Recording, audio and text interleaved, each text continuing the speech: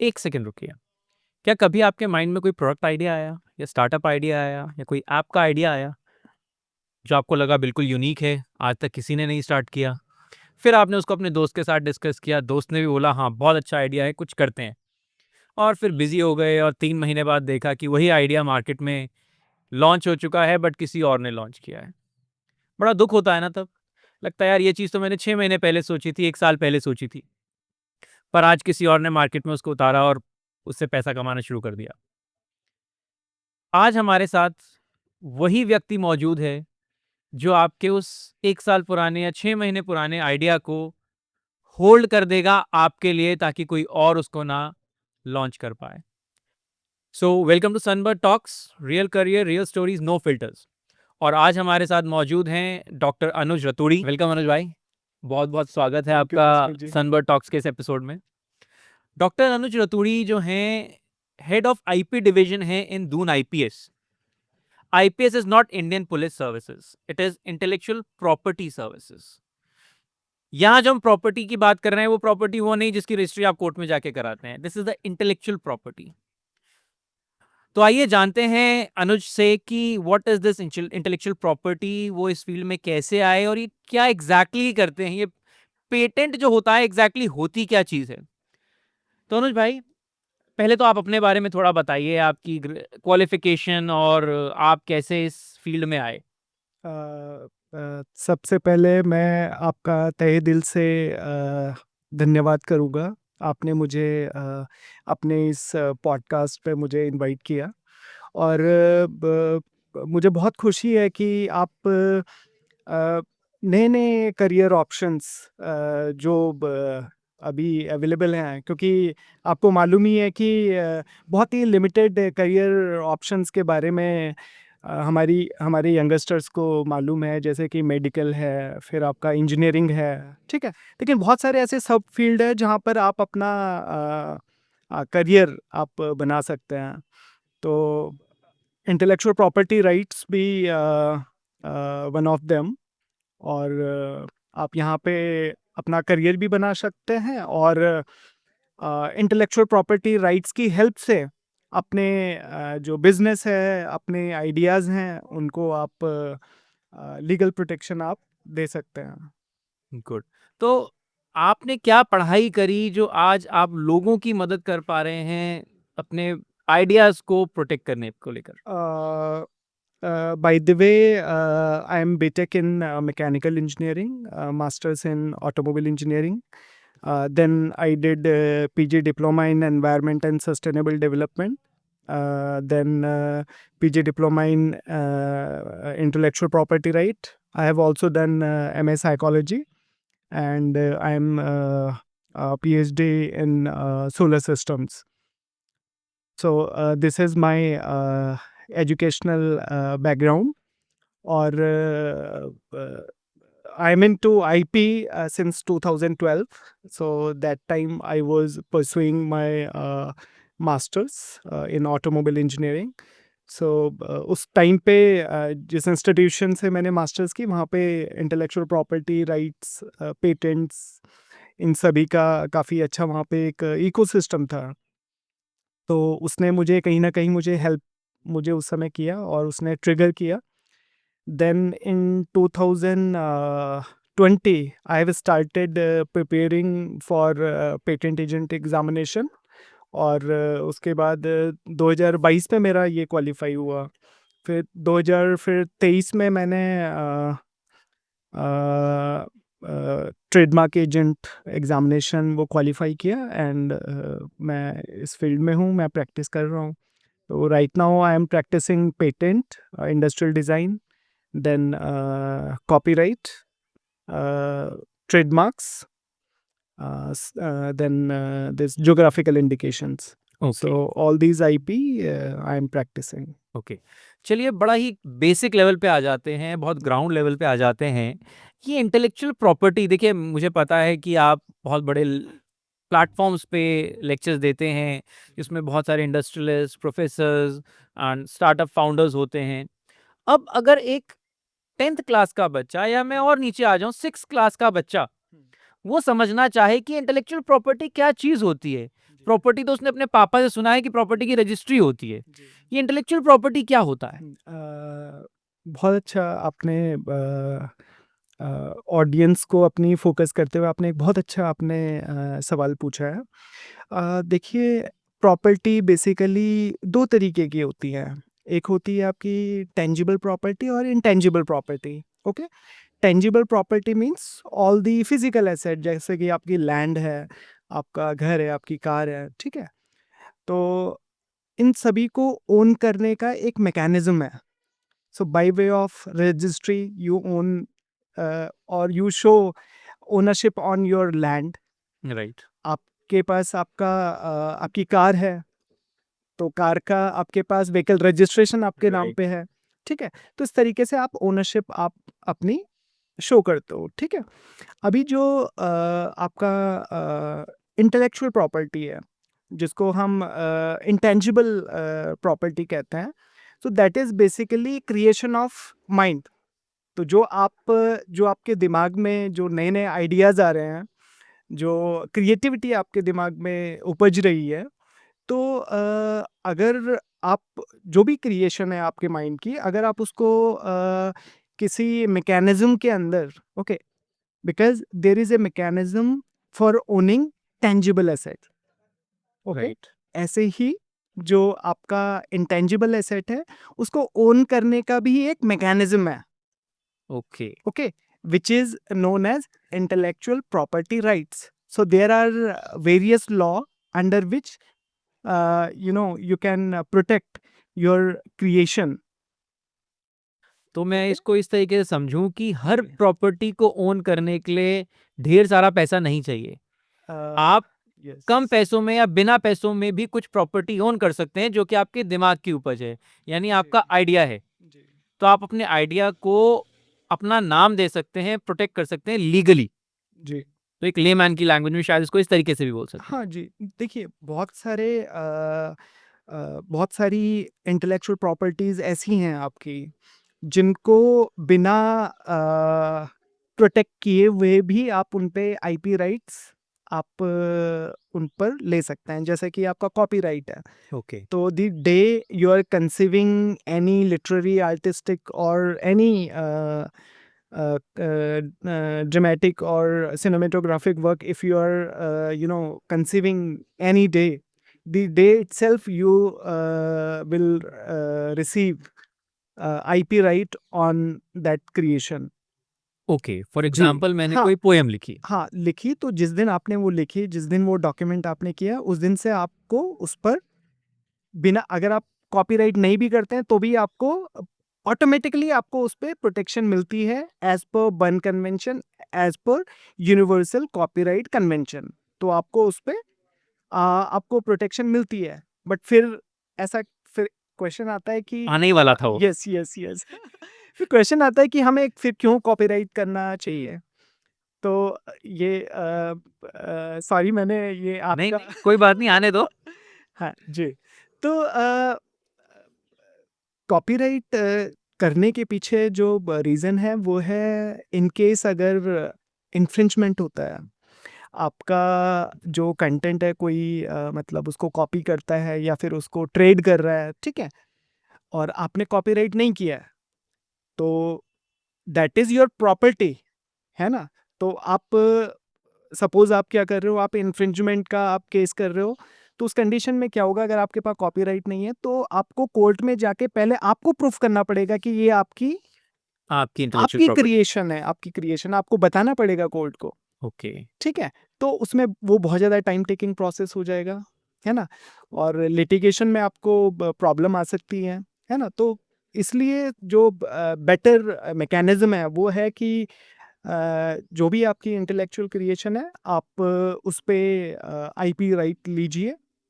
उसके बाद वो आपके लिए एक एविडेंटरी डॉक्यूमेंट है, आपको कोर्ट में जाके वो प्रूफ नहीं करना है कि ओके। भई ये आपकी प्रॉपर्टी है, क्योंकि आपके पास आपका, डॉक्यूमेंटेशन हाँ, है वो उसका, आपका प्रूफ है उसका। कॉपीराइट है उस पर्टिकुलर इंटेलेक्चुअल क्रिएशन का। तो ओके। आपको बहुत ज़्यादा आपको प्रूफ नहीं करना है, और इस तरीके से आप ईज़िली तो अगर यस। मैं आपसे जानना चाहूँ, क्योंकि you are already into this field and अगर कोई स्कूल का बच्चा एक पोयम लिख रहा है, हम्म, उसने बड़ी अच्छी पोयम लिखी, हम्म, अभी या तो वो उसको कॉपी में ऐसे ही बंद रहने दे हम्म, या उसको कॉपीराइट करा ले। हम्म, जैसे आपने बोला कि वो अगर उसने लिख दी तो वो उसकी प्रॉपर्टी है, लेकिन अगर कल को कोई इसको यूज कर रहा है तो उसको प्रूव करना पड़ेगा। जी, तो अगर उस बच्चे को उस पोयम को एक पेज की पोयम है, लेटर से 15 लाइन की पोयम है, हम्म, उसको अगर कॉपीराइट कराना है हम्म।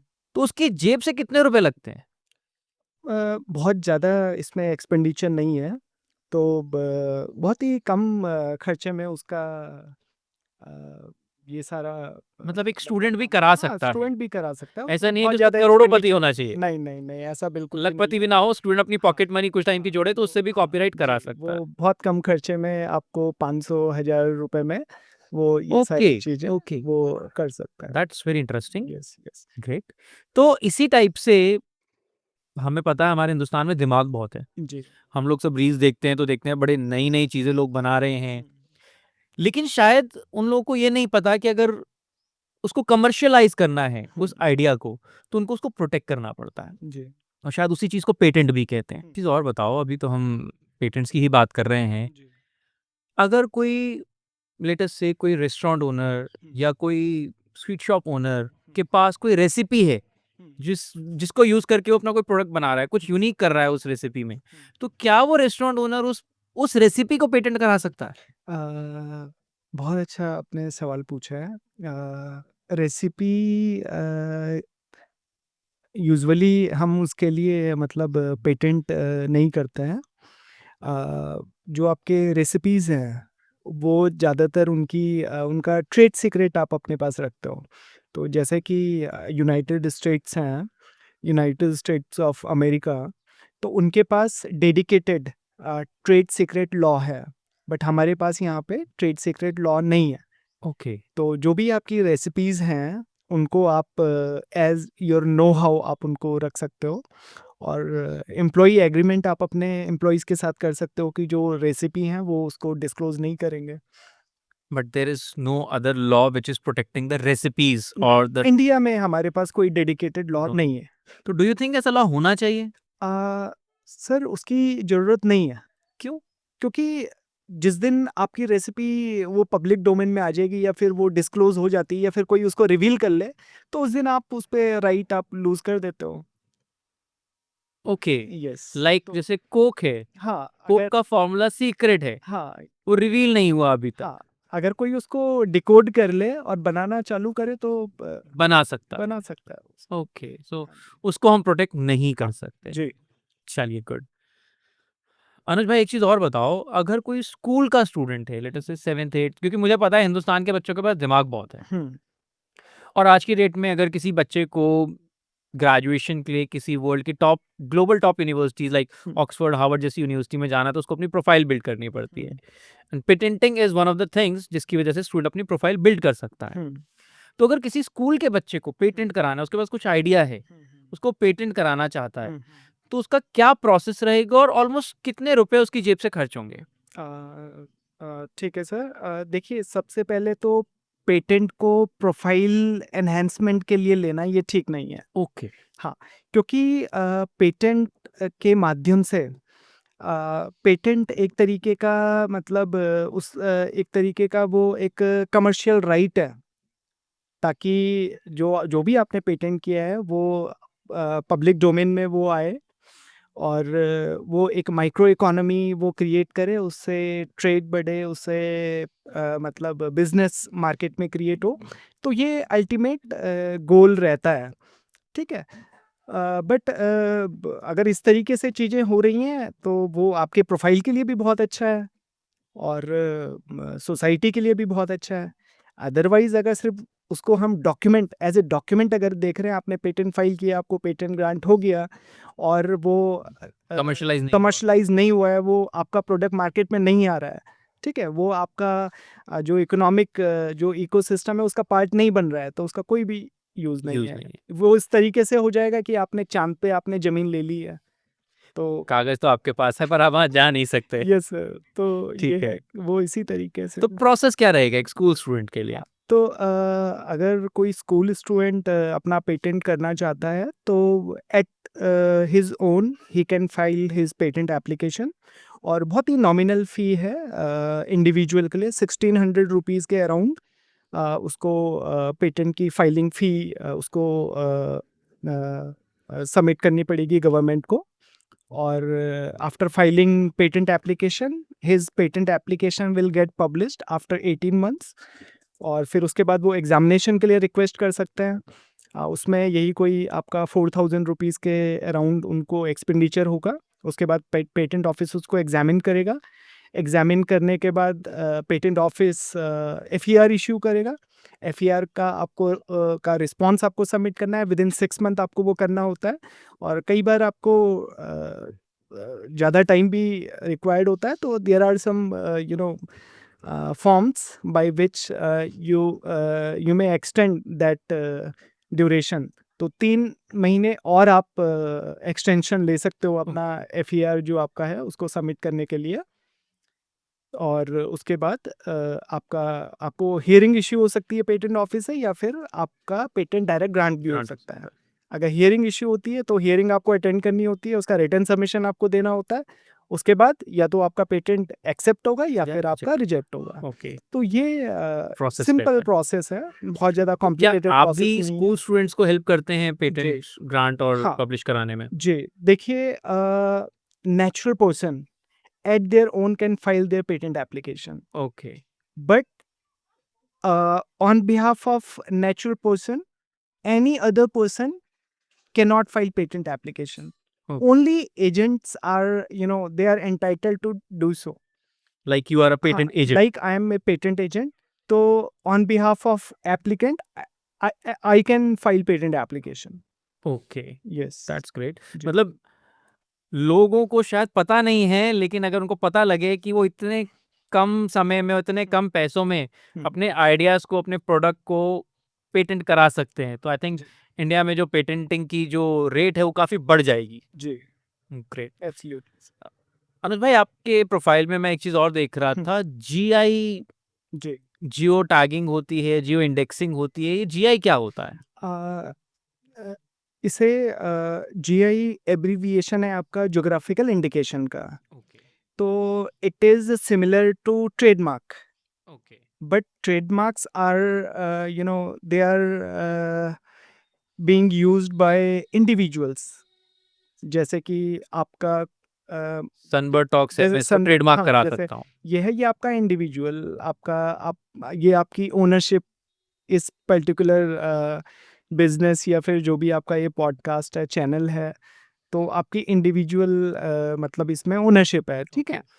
लेकिन जो आपका ज्योग्राफिकल इंडिकेशन है, ज्योग्राफिकल इंडिकेशन यूजुअली आपके जो रीजनल प्रोडक्ट्स हैं उनके लिए दिया जाता है, जैसे कि हरसिल की राजमा है, मुंशियारी राजमा, ओके, ठीक है। फिर आपका ओडिसी रसगुल्ला, ओके, कोल्हापुरी चप्पल, ये सारे ज्योग्राफिकल इंडिकेशन के एग्जाम्पल हैं। कि जो आपके एरिया स्पेसिफिक, रीजन स्पेसिफिक आपके जो प्रोडक्ट हैं, उनकी स्पेशलिटी, अगर उनमें कुछ स्पेशलिटी है उस पर्टिकुलर ज्योग्राफिकल लोकेशन की वजह से, तो उसके लिए आप जीआई टैग ले सकते हैं। यूजुअली कम्युनिटीज़, इंडिविजुअल इसको अप्लाई नहीं करता है, कम्युनिटी इसको अप्लाई करती है। ओके, तो community can go for geographical indication, और by geographical indication they can present their product at international platform। Right. जैसे Darjeeling tea Darjeeling tea, is also an example of yes, geographical geographical indication. Indication. जी। Great. अच्छा अनुज भाई, आपने अपनी life में पहला patent कौन से ईयर में पब्लिश किया था? सर मेरा जो पहला मेरा पेटेंट पब्लिश हुआ था वो हुआ था 2012 में। 2012, यानी आज से लगभग 2012 16 साल पहले। जी। तो उसी समय से मुझे मतलब मेरा इंटरेस्ट इसमें बढ़ा, और धीरे धीरे वो तो समय अभी के तक साथ आपके बढ़ता। आपके नाम पे कितने पेटेंट हैं टोटल? मेरे नाम पे यही कोई 30+ पेटेंट्स मेरे नाम पर हैं। और अगर patent and patent application, okay, हाँ, जो ग्रांटेड पेटेंट है वो करीब 11-12 के करीब हैं, और कुछ अभी एप्लीकेशन फेज में है। और अगर फाइलिंग की बात की जाए तो मोर देन 2000 पेटेंट एप्लीकेशंस हमने प्रोसीड किए हैं। ओके, मोर देन जी 2000 पेटेंट एप्लीकेशन आप फाइल एप्लीकेशंस कर चुके हैं जी as a patent agent. Agent great, that's a huge number. जी तो सबसे ज़्यादा जो 2000 में से किस प्रोफाइल के लोग सबसे ज़्यादा होते हैं? इंडस्ट्री के लोग, startup founders, students, professor, researchers, कौन लोग ज़्यादा होते हैं पेटेंट्स करने में? सर इसमें मिक्स्ड हैं हमारे जो क्लाइंट्स हैं वो इंडस्ट्रीज भी हैं जो लार्जेस्ट स्केल इंडस्ट्री हैं वो भी क्लाइंट्स हैं, फिर आपके एमएसएमईज हैं, आपके स्टार्टअप्स हमारे क्लाइंट्स हैं, एजुकेशनल इंस्टीट्यूशन, क्योंकि अभी एजुकेशन इंस्टीट्यूशंस में भी एक इकोसिस्टम इनोवेशन का वो क्रिएट हुआ है। तो अभी educational institutions they are also filing patents, तो मिक्स्ड हैं, ओके, मिक्स्ड क्लाइंट्स तो हमारे हैं। बीइंग एन इंडियन सिटीजन, क्या मैं सिर्फ इंडियन पेटेंट ही करा सकता हूँ और can I go for Australian, UK और यूएस पेटेंट्स आल्सो? हाँ, वो देखिए आपका जो बहुत आपने ये अच्छा सवाल पूछा है। जो आपका जो most of the intellectual property rights they are basically territorial. जैसे आपका पेटेंट है तो पेटेंट टेरिटोरियल राइट है। अगर आप इंडिया में पेटेंट फाइल करते हैं तो आपको राइट इंडिया में ही मिलेगा, ओके, आपको इंडिया से बाहर उसका राइट नहीं मिलेगा। तो जहाँ पर भी आप अपने प्रोडक्ट का स्कोप देख रहे हैं, जहाँ पर आप ट्रेड कर सकते हैं उसको, तो उस पर्टिकुलर कंट्री में, उस पर्टिकुलर टेरिटरी में आपको राइट लेना पड़ेगा, तो आप बाहर भी कर सकते हैं। बट ओके, यहाँ पे एक कैच है, you can not file patent application directly outside the country. ये आप नहीं कर सकते हैं। उसके लिए आपको गवर्नमेंट से पहले फॉरेन फाइलिंग लाइसेंस लेना पड़ेगा, और अगर आप फॉरेन फाइलिंग लाइसेंस नहीं लेते हो तो एक दूसरा मैकेनिज्म है, first you have to file patent application in India, thereafter you have to wait for 6 weeks, then you can file patent application outside the country. Okay, Yes, तो इस तरीके से आप उसको कर सकते ग्रेट।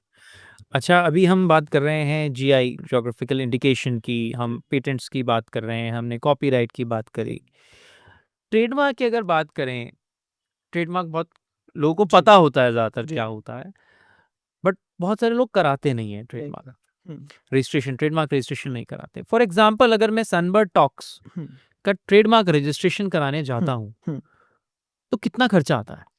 अ, सर मैं एक्सपेंडिचर आपको बाद में आपको आंसर करूँगा, लेकिन उससे पहले मैं आपको कुछ और इसमें बताना चाहूँगा। देखिए जो आपका ट्रेडमार्क है, आप ट्रेडमार्क को ट्रेडमार्क ट्रेडमार्क एक्ट के अंदर रजिस्टर करो, ना करो, वो मतलब उसको ट्रेडमार्क करना ज़रूरी भी नहीं है। जैसे कि मैंने आपको कॉपीराइट के लिए कॉपीराइट बताया के लिए था। बताया। तो अगर आपके पास ट्रेडमार्क है, तो कॉमन लॉ के अंदर भी आपको प्रोटेक्शन आपके मिलता है। ट्रेडमार्क के लिए प्रोटेक्शन मिलती है ना? बट अगर किसी तरीके का मिस रिप्रेजेंटेशन होता है आपके ट्रेडमार्क के साथ, कोई इसको यूज़ करता है, उसको गलत तरीके से प्रेजेंट करता है ना? तो उस केस में अगर आप इन्फ्रिंजमेंट का आप अगर मतलब केस करते हो, तो अगर आपके पास ट्रेडमार्क नहीं है तो आपको क्या प्रूफ करना पड़ेगा? पहले आपको प्रूफ करना पड़ेगा कि ये आपका मार्क है। आपका मार्क, ये आपका मार्क क्यों है, ये आपको ही प्रूफ करना पड़ेगा पहले। उसको नहीं करना उसको नहीं करना पड़ेगा, है ना? पड़ेगा। तो और आपको पता ही है कि आपका जो कोर्ट कचहरी है उसका जो तो हिंदुस्तान प्रोसीजर्स है वो तो आपको मालूम ही है। लोग चले अगर जाते हैं, कोर्ट केस नहीं खत्म होता लेकिन। हाँ, नहीं अभी काफ़ी इम्प्रूवमेंट हुआ है। अभी आईपीडीज़ एस्टैब्लिश हुए हैं हाई कोर्ट में। तो अभी काफ़ी इम्प्रूवमेंट हुआ है, बट फिर भी वो थोड़ा-सा कॉम्प्लिकेटेड है, और हर इंसान के लिए ये सारी चीज़ें कर पाना थोड़ा-सा मुश्किल। डिफ़िकल्ट रहता है।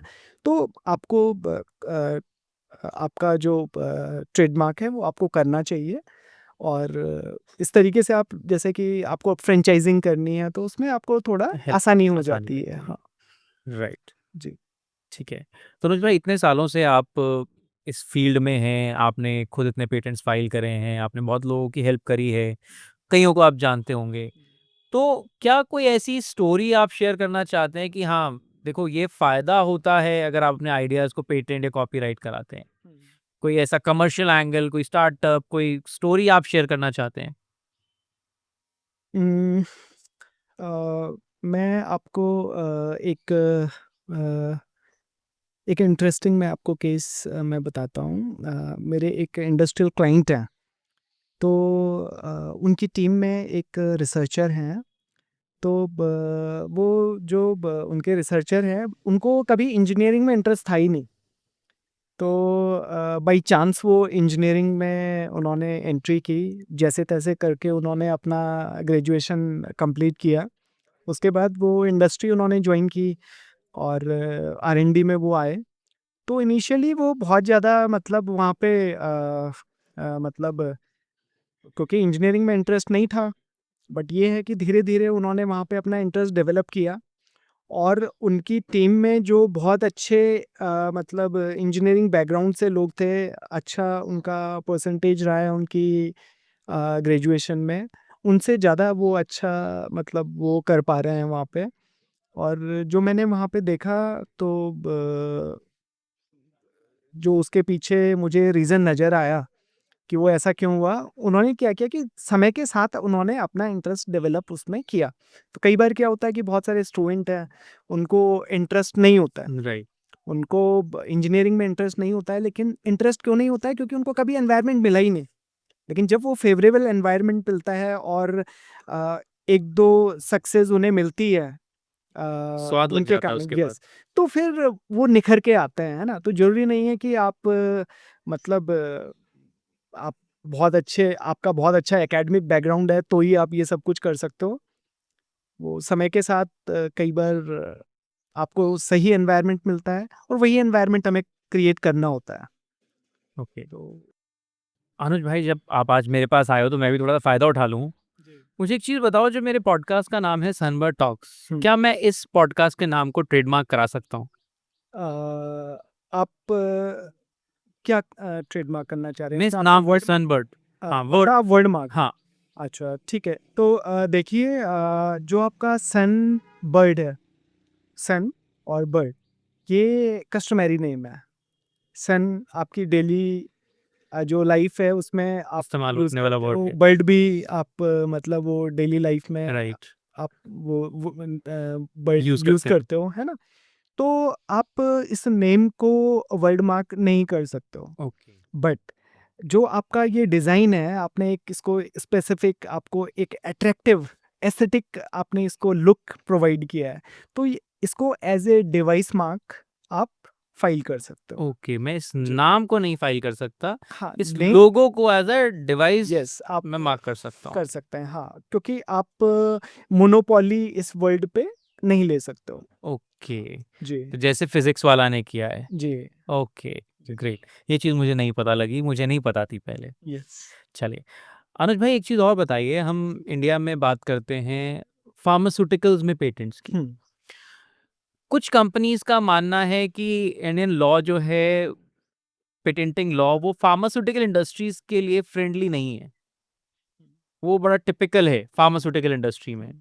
वहीं कुछ लोगों का ये भी मानना है कि ये टिपिकल होना चाहिए, ताकि क्योंकि अगर किसी कंपनी को हम किसी दवाई के सॉल्ट का पेटेंट दे देते हैं, तो उसकी कॉस्ट बढ़ा देते हैं वो लोग।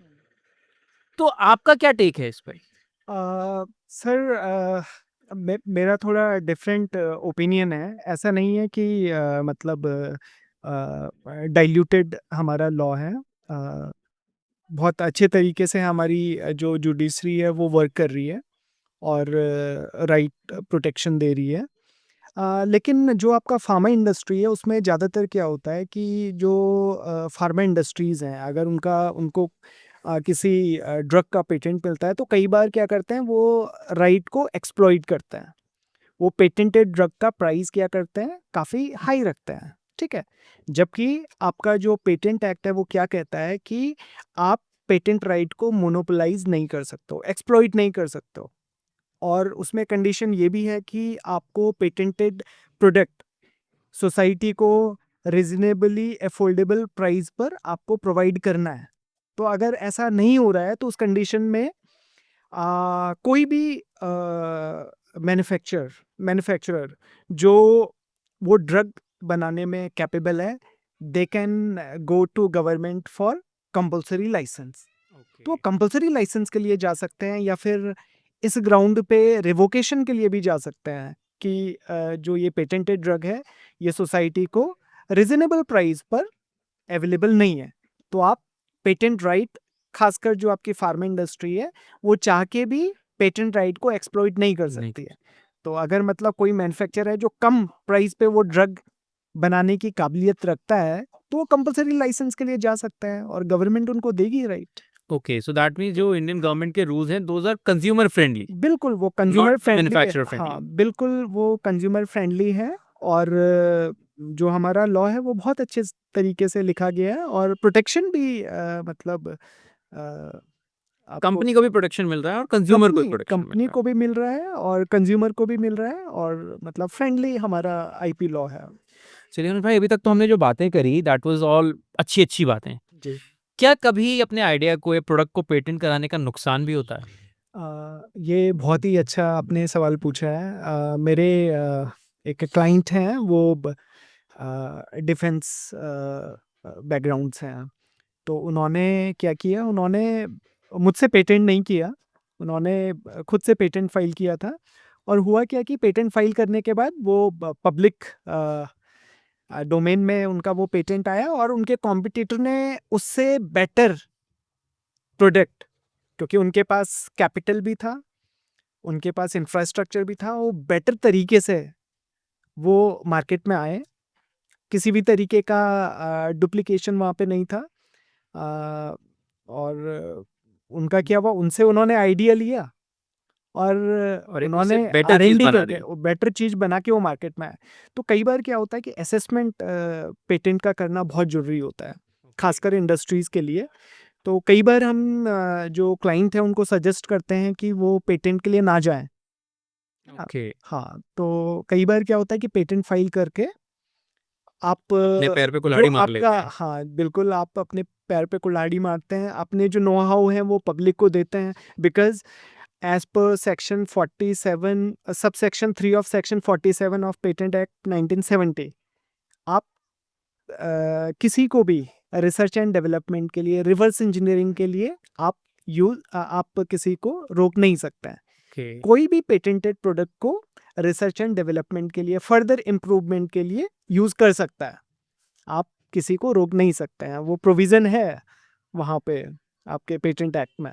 ओके, मतलब हमेशा फायदा नहीं होता, नुकसान भी हो सकता नुकसान भी होता है, क्योंकि जो भी आप इंफॉर्मेशन पेटेंट की फॉर्म में आप सोसाइटी को दे रहे हो, क्योंकि जैसे ही आप पेटेंट फाइल करते हो, आफ्टर सम टाइम वो पब्लिश होता है, वो पब्लिक डोमेन में आता है, कोई भी उस इंफॉर्मेशन को यूज़ कर सकता है और यूज़ करने के बाद उस पर काम कर सकता है। है। तो अनुज भाई, अब मैं कुछ राज की बातें पूछना चाहूंगा आपसे। जी। आप एक पेटेंट एजेंट हैं, हम्म। आपकी रोजी रोटी इसी से चलती है। अगर आज की डेट में किसी को पेटेंट एजेंट बनना है, इसको as a career option choose करना है, हम्म। तो उसको क्या करना पड़ेगा? अ, सबसे पहले तो ये पैशनेटेड जो प्रोफेशनल हैं जो इस फील्ड में हैं, ये उनका मैं कहूँ मतलब पैशन इसके लिए सबसे ज़रूरी है। दूसरा, आपके अंदर इनोवेटर की क्वालिटीज़ भी आपके अंदर होनी चाहिए। भले ही आप इनोवेशन ना करें, लेकिन वो क्वालिटी क्वालिटीज़, होनी चाहिए। हाँ, वो आपके अंदर क्वालिटीज़ आपके पास होनी चाहिए, तभी जाके आप अपने क्लाइंट को उनकी इनोवेशन के लिए गाइड कर सकते हैं, उनके इनोवेशन को खुद समझ सकते हैं। तो ये एक क्वालिटी इनहेरेंट आपके अंदर होनी चाहिए। Apart from this, if you want to be a patent agent, तो उसके लिए आपको इंडियन पेटेंट ऑफिस हर साल पेटेंट एजेंट एग्जामिनेशन कंडक्ट करता है। तो वो आपको एग्ज़ाम क्वालिफाई करना है, और उसके बाद आप पेटेंट एजेंट बन सकते हैं, and you can start your practice. तो एग्जाम हर साल देना पड़ता है, एक बार देख के you are qualified patent agent? नहीं, वहाँ पर आपके 3 राउंड आपको वहाँ पे मिलते हैं। आपका जो फर्स्ट राउंड है उसमें आपका multiple choice type question paper होता है आपका, वो आपको पास करना होता है। फिर आपका रिटन एग्जामिनेशन होता है, और फिर वाइवा वोस आपका होता है। तो ये जो 3 लेवल हैं ये आपको क्लियर करने पड़ते क्लियर करने होते हैं और उसके बाद आप तो अनुज भाई, ये जो आपने एग्जाम्स बताए, इसमें अपीयर होने के लिए क्या कोई मिनिमम क्वालिफिकेशन होती है, या कोई स्कूल पास आउट स्टूडेंट भी इस एग्जाम को पे अपीयर कर सकता है? ओके आपके पास ग्रेजुएशन साइंस एंड टेक्नोलॉजी में या आपकी होनी चाहिए। आपका साइंस बैकग्राउंड का होना ज़रूरी है। ओके। हाँ, तो पहले जो आपके एडवोकेट्स थे वो भी as a patent agent practice करते थे, बट अभी अगर वो साइंस बैकग्राउंड से नहीं है, अगर आपके एडवोकेट, तो वो आप प्रैक्टिस नहीं कर सकते हैं। ओके। तो जो मिनिमम रिक्वायरमेंट है वो आपकी ग्रेजुएशन होनी चाहिए साइंस बैकग्राउंड से। ओके, तो जी। मैं ये मान के चलूं कि शायद ये टेक्निकल लॉयर्स भी बोल हाँ, सकते हैं, यस यस, तो आप एक टेक्निकल लॉयर हैं। टेक्निकल लॉयर कह सकते हैं। ओके, जी ग्रेट। तो अनुज भाई, मेरा आखिरी सवाल आपसे, जी। फॉर एग्जांपल जैसे इस कप का हैंडल मैं देख रहा हूँ कर्व्ड है। अब मैं अपने आप को बड़ा इनोवेटिव आदमी अगर समझूं और मैं बोलूं मैं इस हैंडल के डिजाइन को चेंज करके, ओवल ना करके, कुछ घुमा फिरा के टेढ़ा मेढ़ा करके यहाँ ले आऊं, तो क्या मैं इस डिजाइन को और इस कप को एज अ प्रोडक्ट पेटेंट करा सकता हूँ उसके बाद? आप इसको पेटेंट नहीं कर सकते हैं। आप इसको डिज़ाइन आप इसका फ़ाइल कर सकते हैं, इंडस्ट्रियल डिज़ाइन आप इसका फ़ाइल कर सकते हैं, क्योंकि आपकी जो नोवेल्टी है वो एस्थेटिक क्रिएशन में है। आप उसको एक एस्थेटिक आप लुक प्रोवाइड कर रहे हो। तो जो भी आपकी एस्थेटिक क्रिएशन है वो एस्थेटिक क्रिएशन का जो भी ऑर्नामेंटल जो पार्ट है, जो भी एस्थेटिक क्रिएशन है, वो इंडस्ट्रियल डिज़ाइन का सब्जेक्ट मैटर है। ओके। तो कई बार आपने टर्म सुना होगा डिज़ाइन पेटेंट। जी जी। तो लेमन लैंग्वेज में यूजुअली ये टर्म यूज़ किया जाता है, design patent. By the way it is industrial design. Okay. तो आप उसके लिए इंडस्ट्रियल डिज़ाइन फाइल कर सकते हैं, वो पेटेंट का सब्जेक्ट मैटर नहीं है। ओके, सो डिजाइन पेटेंट जैसा एक्चुअली कोई टेक्निकल वर्ड है ही नहीं, नहीं है, वो इंडस्ट्रियल डिजाइन है इंडस्ट्रियल जिसको डिज़ाइन लोग है। डिजाइन पेटेंट बोलते पेटेंट हैं। लेमन लैंग्वेज में उसको बट लेकिन उस डिजाइन को भी हम प्रोटेक्ट कर प्रोटेक्ट कर सकते हैं एज सकते पर हैं। द लॉ, और बिल्कुल। उसको फिर हम कमर्शियलाइज भी कर कर सकते हैं। सकते हैं। इंडस्ट्रीज़ ज़्यादातर डिज़ाइन पेटेंट की तरफ जाती जाती हैं, क्योंकि वो हर दिन नए-नए प्रोडक्ट मार्केट में लेके आती हैं। जैसे कि ऑटोमोबाइल आपके मैन्युफैक्चरर्स हैं, ऑटोमोबाइल इंडस्ट्रीज़ हैं, नए-नए व्हीकल्स वो मार्केट में लेके आते हैं। तो वो अपने एंटायर व्हीकल, उसके जो भी पार्ट्स हैं, उनको वो डिज़ाइन पेटेंट करते हैं। ओके। हाँ, ऑटोमोबाइल में हमने वैसे भी देखा है बहुत कि ज़्यादा बहुत वो ज़्यादा जो पेटेंट्स होते हैं ऑटोमोबाइल इंडस्ट्री में ही होते हैं। बहुत ज़्यादा वो वहाँ पे जो इंडस्ट्रियल डिज़ाइन है वो फ़ाइल होता है वहाँ पे। चलिए, बहुत अच्छा लगा अनुज आपसे आज बात करके, बहुत सारी नॉलेज मिली जिसके बारे में मुझे भी जानकारी नहीं थी आज तक, और शायद हमारे ऑडियंस को भी जानकारी मिली होगी। एंड अगर आप में से भी कोई अपना कोई आइडिया, अपना कोई प्रोडक्ट या अपना कोई डिज़ाइन प्रोटेक्ट कराना चाहता है या पेटेंट कराना चाहता है, तो you can contact doctor Anuj.